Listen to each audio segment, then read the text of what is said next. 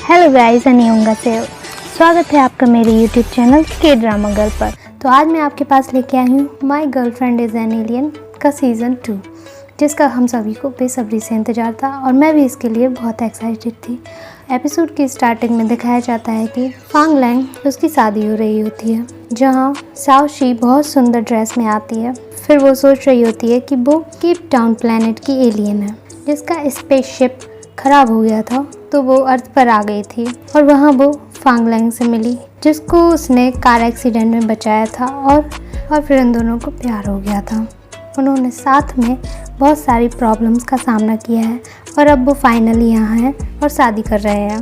Batting शुरू हो जाती है, जहाँ फांग लैंग शाओ ची को उसी के ब्लड से बने मोती की रिंग पहनाता है, जिसे देखकर शाओ ची बहुत इमोशनल हो जाती है। फिर वो दोनों एक दूसरे को किस करते हैं। फिर वहाँ सब कुछ रुक जाता है और शाओ ची हवा में उड़ने लगती है, क्योंकि उसके प्लेनेट के लोग वहाँ आ जाते हैं उसे ले जाने के लिए। फांग लैंग उसे रोकने की बहुत कोशिश करता है, पर वो नहीं रोक पाता। शाओ ची फिर वहाँ से गायब हो जाती है। फिर दिखाया जाता है कि शाओ ची अपने प्लेनेट के जेल में होती है, जहाँ उसे सज़ा दी जाने वाली होती है, क्योंकि उसने अपने प्लेनेट के रूल्स तोड़कर दूसरे प्लेनेट के इंसान के साथ शादी की थी। शाओ ची को नहीं पता होता कि उसके साथ क्या होगा, इसलिए वो अपनी और फांग लैंग की सारी मेमोरीज को अपनी रिंग में स्टोर कर लेती है। फिर दिखाया जाता है कि शाओ ची के प्लेनेट के लोग डिसाइड कर रहे होते हैं कि उसे क्या पनिशमेंट दी जाए, पर तभी वहाँ एक दूसरा एलियन आ जाता है, जिसका चेहरा हमें नहीं दिखाया जाता। वो बोलता है कि शाओ ची को पनिश करने से खुश नहीं होगा, क्योंकि उसमें उसकी कोई गलती नहीं है। वो तो अर्थ के एक हार्मोन से इफेक्ट हो गई थी और अर्थ पर एक फांग लैंग नाम का इंसान है, जिसने इस एलिमेंट को डेवलप किया है, जो उनके लिए बहुत खतरनाक हो सकता है। इसलिए उन्हें शाओ ची का इस्तेमाल करके उसे अर्थ पर भेजकर उससे वो एलिमेंट मंगवाना चाहिए। फिर वो उस एलिमेंट के बारे में स्टडी करेंगे। फिर वो एलियन जाकर शाओ ची की सारी मेमोरीज इरेज कर देता है और उसकी जगह दूसरी मेमोरीज डाल देता है, जिसमें फांग को वो एक बहुत बुरा इंसान बताता है, जिसने हार्मोन एलिमेंट डेवलप किया है। और जब शाओ ची अर्थ पर ड्यूटी कर रही थी, तो फांग लैंग ने शाओ ची से जबरदस्ती शादी कर ली है। वो उसका हस्बैंड बन गया है, पर वो उसका दुश्मन है। और फिर वो एलियन शाओ ची के पेट टर्टल को भी एक इंसान बना देता है, जिसका नाम शाओ बू होगा। फिर दिखाया जाता है कि शाओ ची और शाओ बू अर्थ पर जा रही होती हैं, पर उनका स्पेसशिप क्रैश हो जाता है, जिस वजह से वो दोनों एक दूसरे से अलग हो जाती हैं। यहाँ फांग अपने न्यू प्रोडक्ट लॉन्च करने के लिए एक इवेंट में जा रहा होता है। तभी वहाँ शाओ ची आसमान से लैंड करने वाली होती है और उसकी ड्रेस एक पोल में अटक जाती है। फांग उसे देखकर उसकी हेल्प करने जाता है। शाओ ची फांग के ऊपर गिर जाती है। वो एक दूसरे को नहीं पहचान पाते। शाओ ची को फांग कुछ जाना पहचाना लगता है। वो फांग की बॉडी टच करने लगती है, जैसा वो सीजन 1 में किया करती थी। तभी वहाँ फांग के असिस्टेंट मिस्टर हान वहाँ आ जाते हैं। फांग लैंग शाओ ची को हटाकर मिस्टर हान के साथ चला जाता है। तभी शाओ ची की याद आता है कि ये फांग लैंग है, जो उसका हस्बैंड है। वो सोचती है कि फिर फांग लैंग उसके साथ अजीब बिहेव क्यों कर रहा है, जैसे वो उसे जानता ही नहीं। फिर फांग लैंग इवेंट में पहुंचता है, जहां बहुत सारी लड़कियां होती हैं और वो उसकी बहुत बड़ी फैन होती हैं। वहां इंटरव्यू में फांग से उसकी पर्सनल लाइफ के बारे में क्वेश्चन पूछा जाता है। फांग बताता है कि वो सिंगल है। ये सुनकर शाओ ची को गुस्सा आ जाता है। वो स्टेज पर जाकर बोल देती है कि फांग सिंगल नहीं है और वो उसकी वाइफ है।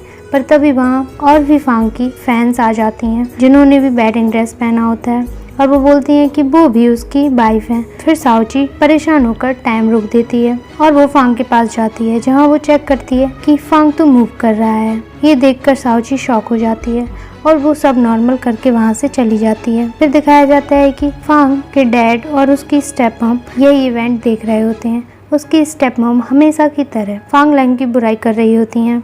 तभी उन्हें ली का वीडियो कॉल आता है, जो स्टडी करने अब्रॉड गया है। वो लोग बात करते हैं। ली बोलता है कि उसे क्लास के लिए जाना है और वो कॉल कट कर देता है।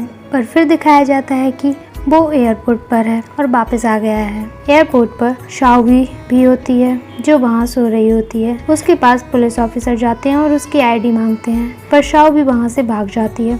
ली पुलिस ऑफिसर्स को देखकर सोचता है कि वो उसके पीछे हैं, तो वो भी भागकर छिप जाता है। तब ली को समझ आता है कि पुलिस उस लड़की के पीछे है। पुलिस उन्हें आकर पकड़ने वाली होती है तो वो दोनों फिर से भाग जाते हैं और जाकर एक छोटी जगह पर छुप जाते हैं। शाओगू भागने और छोटी जगह पर छुपने की वजह से उसका बॉडी टेम्परेचर इंक्रीज हो जाता है और वो फिर से एक टर्टल के रूप में बदल जाती है। ली पुलिस को चेक करके वापस आता है तो उसे वहाँ शाओगू नहीं मिलती, उसे एक टर्टल मिलता है। फिर दिखाया जाता है कि शाओची फांग के घर जाती है और उसे अपनी एक भी चीज़ वहाँ नहीं मिलती। वो सोचती है कि शायद उसके जाने के बाद फांग ने सारा सामान उसका हटा दिया होगा। फिर वो हार्मोन एलिमेंट ढूंढने लगती है, तभी वहाँ फांग आ जाता है। शाओची आवाज़ सुनकर छुप जाती है और फांग लैंग अपने कपड़े चेंज करने लगता है। शाओची देखती है और उसे वो बहुत हैंडसम लगता है। फिर वो अपनी फीलिंग्स को कंट्रोल करती है। फिर फांग लैंग वॉशरूम में चला जाता है। शाओची उस खुशबू का पीछा करते करते वो भी वॉशरूम में चली जाती है। वो उसे नहाते हुए देखती है। फिर वो अपने आप को कंट्रोल करके सोचती है कि उसे अपने मिशन पर फोकस करना चाहिए और फांग लैंग के सोने के बाद वो हार्मोन एलिमेंट ढूंढेगी। फिर फांग लैंग सो जाता है। शाओची एलिमेंट ढूंढ रही होती है। वो फांग लैंग के पास जाती है। ढूंढते ढूंढते तभी फांग उसे अपने साथ लेटा लेता है। शाओची फिर से अपना मिशन भूल जाती है और सोचती है कि अभी तक उसने बहुत काम कर लिया, अब उसे आराम करना चाहिए और वो वहीं सो जाती है। अगली सुबह फांग उठता है तो देखता है कि शाओची उसके बेड पर है और उसका हाथ उसकी चेस्ट पर होता है। ये देखकर फांग लैंग उसे बेड से गिरा देता है और पूछता है कि वो कौन है।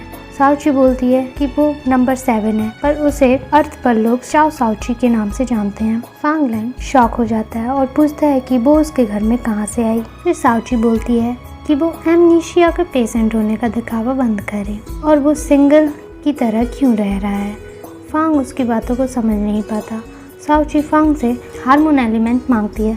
फांग बोलता है कि वो शायद पागल हो गई है और इमरजेंसी नंबर पर कॉल करने की बात करता है। शाओची कहती है हस्बैंड वाइफ में झगड़े होते रहते हैं, इसमें उन्हें दूसरे लोगों को इन्वॉल्व नहीं करना चाहिए और उसे फांग लैंग से कोई बहस नहीं करनी।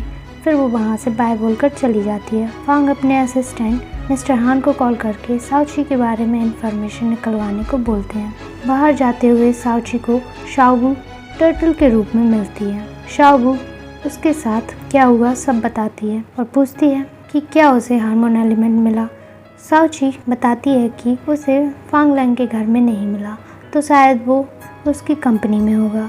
फिर शाओगू उसे टाइम और डेट बताती है तो शाओची बोलती है कि अभी 2021 चल रहा है। तब शाओची बताती है कि स्पेसशिप क्रैश होने की वजह से वो गलत टाइम में अर्थ पर आ गए हैं और अभी 2018 चल रहा है। तब शाओची को सब समझ आता है कि फांग लैंग उसके साथ ऐसा बिहेव क्यों कर रहा था। फिर दिखाते हैं कि फांग लैंग अपने मेमोरी बैंक चेक करने के लिए जाता है क्योंकि वो बारिश के बाद अपनी आधी मेमोरीज भूल जाता है और उसे मेमोरी बैंक में शाओची नाम की कोई इन्फॉर्मेशन नहीं मिलती और फांग लैंग मिस्टर हान से पूछता है कि फिर वो लड़की उसके घर में कैसे आई। मिस्टर हान बताते हैं कि जरूर ही वो फांग लैंग की कोई क्रेजी फैन होगी। तभी फांग लैंग बोलता है कि ऐसा लग रहा है कि वो लड़की उसे पहले से जानती है और फांग लैंग भी उसके बारे में जानना चाहता है। फिर वो मिस्टर हान को उसके घर का सिक्योरिटी सिस्टम अपडेट करने के लिए बोलते हैं। फिर शाओची कैफे में जाती है जहाँ वो सीजन 1 में जॉब करती थी। वहाँ मिस चाय जो कैफे की ओनर है वो उनसे पानी मांगती है और टाइम रोककर शाओगू को उस ठंडे पानी में रख देती है जिससे उसकी बॉडी का टेम्परेचर कम हो जाता है और वो अपने ह्यूमन फॉर्म में आ जाती है। शाओची शाओगू को अपने प्लेनेट पर सिग्नल भेजने के लिए बोलती है क्योंकि वो गलत टाइम में आ गए हैं, पर शाओगू के नर्वस सिस्टम में खराबी आ जाती है इसलिए वो सिग्नल नहीं भेज पाती। अब अर्थ पर वेट करके मिशन कंप्लीट करने के अलावा उनके पास कोई रास्ता नहीं है। शाओची बोलती है कि अभी 2018 चल रहा है और हार्मोन एलिमेंट अभी डेवलप नहीं हुआ है तो उसे डेवलप होने तक का वेट करना होगा। वो दोनों ये बात सोचकर उदास हो जाती हैं। फिर शाओगू शाओची की रिंग स्कैन करती है, उसमें उन्हें मेल हार्मोन कलेक्ट किया है। शाओची बताती है कि ऐसा शायद तब हुआ होगा जब वो फांग लैंग से मिली थी। फिर वो उसकी मदद से अपने प्लैनेट पर सिग्नल भेजती हैं और साउची बोलती है कि वो अब मेल हार्मोन कलेक्ट करके अपना मिशन कंप्लीट करेगी और अपने प्लेनेट पर वापस चली जाएंगी। तभी कैफे में कुछ लड़के आ जाते हैं। वो मेल हार्मोन कलेक्ट करना चाहती है तो वो उनके पास जाती है पर कुछ नहीं होता, तो वो उनके सामने डांस करने लगती है पर उससे भी कुछ नहीं होता। यही चेक करने के लिए वो कैफे के सभी कस्टमर्स के पास जाकर ऐसा करती है पर कुछ नहीं होता।